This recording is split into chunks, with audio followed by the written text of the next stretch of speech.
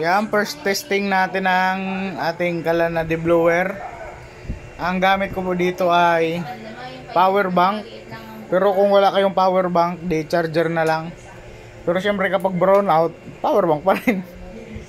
Yan, unang salang. Compatible pala yung sakalan, yung paa niya. Yan, compatible yan. Tsaka hindi mo na kailangan mag-ihip dahil naka-blower na yan. Regulated din yung buga ng hangin. Mayroon tayo ditong controller. So yan yung una nating dry run ng ating pugon. So nakasalang na siya for 2 minutes.